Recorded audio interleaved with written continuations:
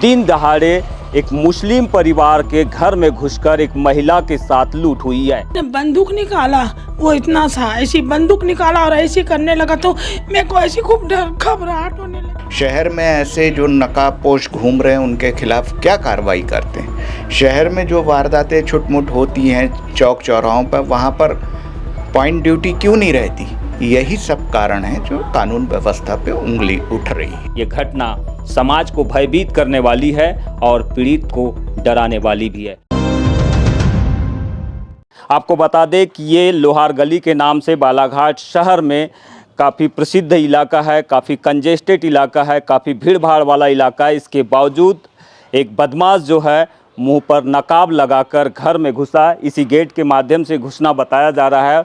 यहाँ से भीतर प्रवेश करने के बाद में जब इस परिवार के घर में, पीड़ित परिवार का घर आप देख रहे हैं सामने में, रजा बुक डिपो, मतलब इनकी एक बुक डिपो की दुकान है छोटी सी, और ये घर के माध्यम से ही संचालित करते हैं। यही वो घर है। यहीं पर लगभग 1 बजे करीब ये वारदात हुई है। दिन दहाड़े वारदात हुई है। कानून व्यवस्था के लिए शर्मनाक घटना है, क्योंकि ऐसी घटनाएं समाज के लिए काफ़ी चिंतनीय होती है, काफ़ी चिंताजनक होती है और पीड़ित परिवारों के लिए डरावनी भी हो जाती है। दिन दहाड़े कोई वारदात अगर इस तरह से कारित हो तो इसे हम कानून व्यवस्था के लिए क्या कह सकते हैं। पीड़ित परिवार की महिला फ़िलहाल यहाँ पर मौजूद है। अच्छा, अंदर हुई है, ठीक है। का कहना है कि भीतर में जो है घटना हुई है। ये दरवाज़ा बंद था क्या आपका? खुला था। दरवाज़ा खुला था बताया जा रहा है। और ये जो घर है, आप अकेले थे घर पर? यहाँ बैठी थी कि मैं नमाज पढ़ने जा रही। क्या नाम आपका? रिजवाना बेगम। तो रिजवाना बेगम इनका नाम है। बता रहे हैं कि परिवार के जो अन्य सदस्य थे वो नमाज पढ़ने के लिए मस्जिद गए हुए थे। इसी दौरान वो यहाँ पर बैठे हुए थे। अचानक से कोई घर में प्रवेश किया। किस तरह का हुलिया आपको समझ में आया? क्या आपने देखा? वो क्या वो वहाँ से यहाँ तक आया, यहाँ ये भैया खड़ा है ना, यहाँ आया, उसने बंदूक निकाला, वो इतना सा ऐसी बंदूक निकाला और ऐसी करने लगा तो मेरे को ऐसी खूब डर घबराहट होने लगी। भैया मैं क्या करी हूँ आपको, भैया मैं क्या करी हूँ आपका। वो यहाँ तक आया और मेरे को क्या कहते हैं कि एक बार यहाँ करा, एक बार यहाँ ऐसे बंदूक लगा देता हूँ तेरे को, और हाँ, और एक बार पैर में ऐसे चिपका दिया। फिर मैं उठ के उधर जाने लगी तो मेरे को खींच के फिर यहीं बैठा दिया। यहाँ बैठाने के बाद फिर वहाँ ले जा कर के नीचे गिरा दिया और गले को ऐसी मेरे को ऐसा पकड़ा। तो मैं बोली मेरे को क्यों बदन क्यों पकड़ रहा है, तो मैं ऐसे कर ली। तो उसने फिर गले का चैन था, चैन खींच लिया और एक कान का उसने ले लिया। फिर कहता है कि ये भी दो, तो मैंने हाँ भैया देती हूँ। और फिर उसने क्या कहते हैं, मैंने बोले आवाज़ नहीं निकालना, बोले नहीं तो अब भी तुमको मार डालूंगा। तो मैंने फिर ने बोली, फिर उसने लेके चले गया और ये कमरा दोनों हाथ से बंद कर दिया, दरवाज़ा बंद करा। और फिर मैं रोते हुए इधर चली गई तो बहू मेरी आई तो कहती क्या हुआ, तो मैंने बोली मेरा जेवर छीन के ले लिया। एक आदमी। कहाँ पर थी घटना के समय? नहीं थी यहाँ, वो ऊपर कमरे में थी, वो भी नमाज पढ़ने गई थी। तो वो सोची कि कोई ख़त्म हो गया घर में कि क्या, तो रो रही है। तो फिर वो आई तो फिर वो गई उधर में पीछे गई।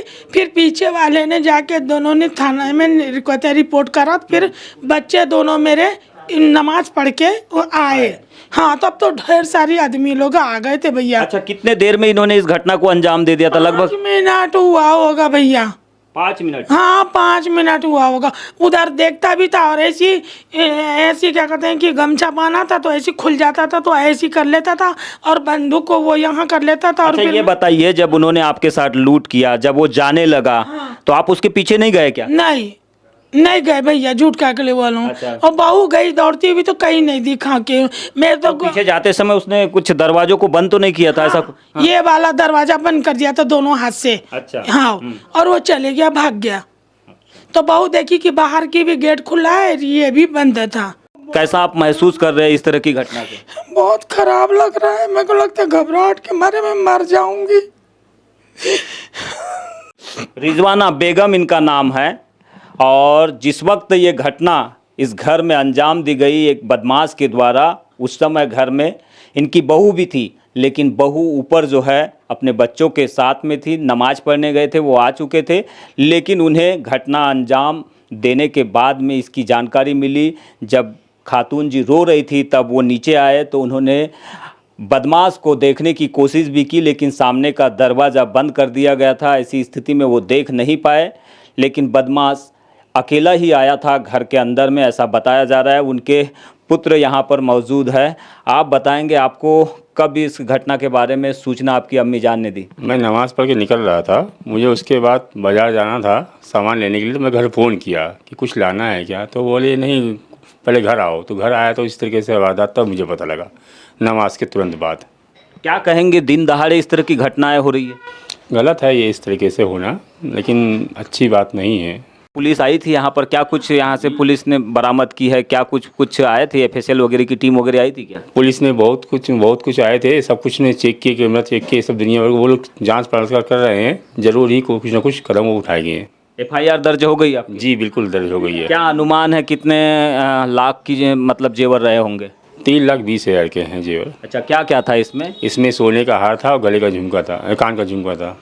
तो कान के दोनों झुमके? जी कान के दोनों झुमके, 1 तोले की और 3 तोले के गले सोने की चेन थी। ये मोहम्मद रियाज है, रिजवाना खातून जी के बेटे हैं, बड़े बेटे हैं। और इनका कहना है कि जैसे ये वारदात हुई, वारदात के तुरंत पुलिस को सूचना दी, पुलिस मौके पर पहुंची, उन्होंने छानबीन की। फिलहाल सीसीटीवी कैमरे पुलिस की ओर से खंगाले जा रहे हैं, लेकिन नकाबपोश आरोपी का अभी तक पता नहीं चल पाया है। लगभग 3,20,000 के गहनों को जो है एक आरोपी ने दिन दहाड़े लूट लिया है। वार्ड नंबर 9 के पार्षद पति और पूर्व पार्षद और बालाघाट विधायक के नगरपालिका में विधायक प्रतिनिधि शफकत खान घटना के तुरंत बाद सूचना मिलने के बाद घर में पहुंचे हैं, पीड़ित परिवार के यहाँ पहुंचे हैं। किस तरह से देखते हैं कानून व्यवस्था के लिए दिन दहाड़े इस तरह की घटना एक भीड़ वाले इलाके में, घनी बस्ती आबादी वाले इलाके में, मस्जिद के पास में? देखिए, शहर में अगर वारदातें हो रही हैं, और वारदातें होना मतलब कानून व्यवस्था पे उंगली उठना है।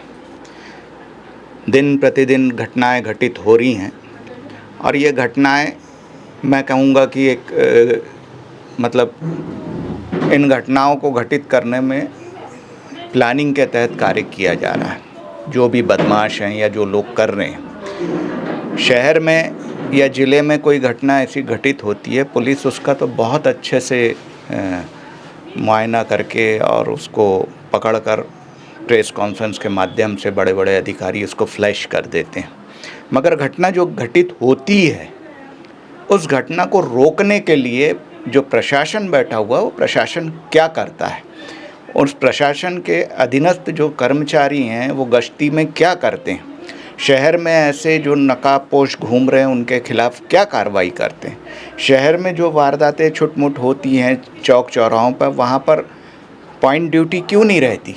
यही सब कारण है जो कानून व्यवस्था पे उंगली उठ रही है। क्या लगता है आपको, गुंडे बदमाशों में बिल्कुल भी डर नहीं रहा है पुलिस का? जिस तरह से घटनाएं, कुछ दिन पहले एक पत्रकार को दिन दहाड़े एक मुख्य मार्ग पर चाकू मार दिया गया, अब इस तरह की घटना, मंदिर में चोरी हुई, एक सप्ताह के भीतर लगभग 3 वारदातें हुई है। देखिए, अगर कोई घटना कारित हो रही है और कोई लोग इतने हौसले के साथ घटना घटित कर रहे हैं, तो ये समझिए कि उनके कुछ आका भी यहाँ मौजूद हैं।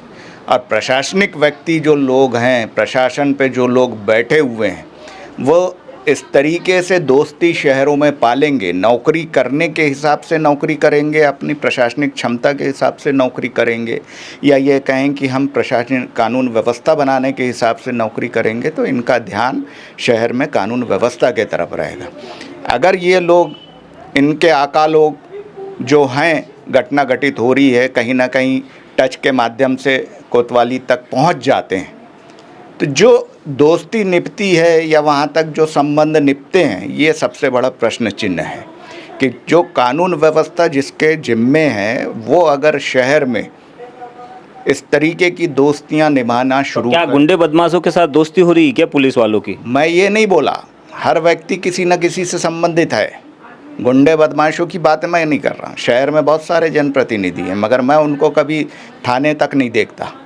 मगर शहर के बहुत से ऐसे भी लोग हैं जो टीआई साहब के साथ या अन्य अधिकारी वर्ग के साथ दिखते हैं, तो कहीं ना कहीं वो उनके साथ भी दिखते हैं। इस तरह से पुलिस मार्च करती है त्योहारों के पहले और समय समय पर भी बदमाशों को रोकने के लिए या घटनाओं को कारित होने से बचाने के लिए लोगों में सुरक्षा के भाव जगाने के लिए, तो क्या इसका असर नहीं हो रहा है बदमाशों पर? बदमाशों पे असर हो रहा है और नहीं भी हो रहा है। अगर हो रहा है तो फिर बदमाशी नहीं होना चाहिए, और हो रही है बदमाशी तो असर नहीं हो। आप पुलिस फ्लैग मार्च करती है, कोई भी रैली होती है या कोई भी धार्मिक त्यौहार आता है या कुछ ऐसी व्यवस्था बनती है, तो उसको सुचारू रूप से करने के लिए उनके फ्लैग मार्च होते हैं। उससे कानून व्यवस्था बनाने के लिए लोगों में डर पैदा होता है कि नहीं भाई पुलिस मुस्तैद है, और हकीकत में मुस्तैद है।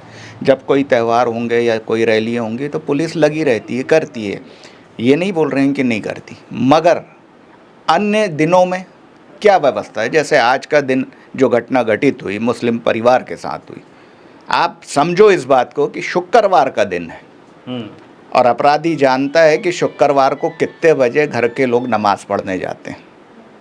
ये मेन चीज़ है, ये कारण समझिए आप। इसी तरीके से घटनाएं घटती हैं, या पुलिस अगर कहीं व्यवस्थित लगी हुई है, कोई प्रोग्राम हो रहा है, कोई नेता आ रहा है, कोई धार्मिक आयोजन हो रहे हैं, अगर पुलिस वहाँ लगी हुई है तो दूसरी जगह भी पुलिस को ध्यान उतना ही रखना चाहिए। ये घटना कहीं न कहीं समाज को डराने वाली घटना है, समाज में असुरक्षा के भाव पैदा करने वाली घटना है। ऐसी घटनाओं के खिलाफ पुलिस को सख्ती से अपनी तैयारी करने की ज़रूरत है। बालाघाट शहर के लोग महफूज महसूस कर सके, इसे लेकर उन्हें व्यापक इंतज़ाम करने की ज़रूरत है, क्योंकि ये एक घटना नहीं है, इससे पहले और भी 2 से 3 घटनाएं शहर में हुई है। हाल ही के दिनों में एक पत्रकार पर दिन दहाड़े चाकू से हमला हुआ है, उसके पहले एक मंदिर में चोरी हुई है, और इनमें भी ऐसा कहा जा रहा है कि नकाबपोश लोगों के द्वारा ही इन घटनाओं को कारित किया गया है। इससे अंदाज़ा होता है कि बालाघाट शहर में जो कानून व्यवस्था है उसकी ढीली और कमज़ोर पकड़ की वजह से अपराधियों के हौसले बुलंद है। देखना यही होगा कि बालाघाट पुलिस अधीक्षक नगेंद्र सिंह ऐसी घटनाओं को कितनी गंभीरता से लेते हैं और आगे इन घटनाओं के अपराधियों को पकड़ने में किस तरह से सफलता अर्जित कर पाते हैं, क्योंकि पुलिस के लिए दिन दहाड़े होने वाली ये घटनाएं लगातार चुनौती बन रही है। बीजीटी मीडिया के लिए बालाघाट से यमलेश वंजारी।